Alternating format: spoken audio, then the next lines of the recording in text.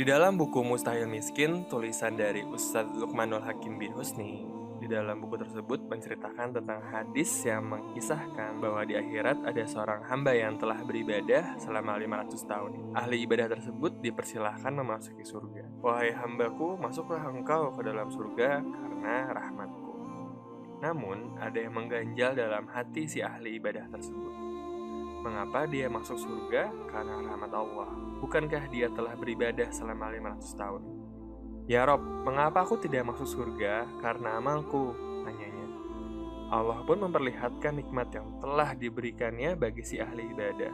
Ternyata nikmat Allah tersebut jika ditimbang dengan seluruh amal ibadah yang telah si ahli ibadah kerjakan, itu lebih banyak nikmat Allah. Ternyata nikmat penglihatan dari sebelah matanya saja udah melebihi ibadah 500 tahun dari si ahli ibadah. Akhirnya si ahli ibadah pun tertunduk di hadapan Allah. Dia menyadari betapa kecil nilai ibadahnya. Tidak ada alasan bagi seorang muslim untuk tidak bersyukur pada Allah. Sebanyak apapun ibadah yang dia lakukan, semua itu tak akan sebanding dengan nikmat dan karunia yang telah diterimanya dari Allah Subhanahu wa Ta'ala. Demikianlah hakikat dari ibadah, yang merupakan ungkapan rasa syukur seorang hamba kepada Rabb-Nya.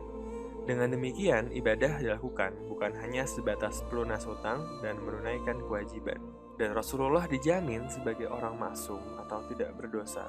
Beliau adalah teladan dalam bersyukur.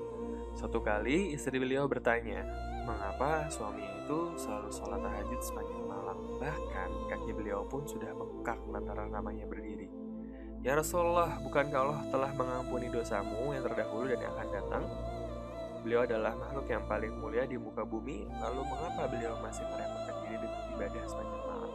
Bukankah lebih elok jika aku menjadi hamba yang pandai bersyukur? Jawab Rasulullah.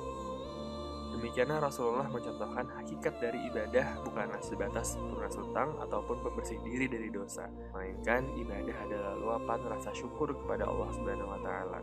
Maka jika kita ingin beribadah seperti Rasul, maka jadikanlah ibadah sebagai sarana kita untuk berterima kasih kepada Allah Subhanahu wa Ta'ala. Karena ibadah apapun yang kita lakukan tidak akan pernah bisa untuk mengimbangi nikmat dari Allah Subhanahu wa Ta'ala.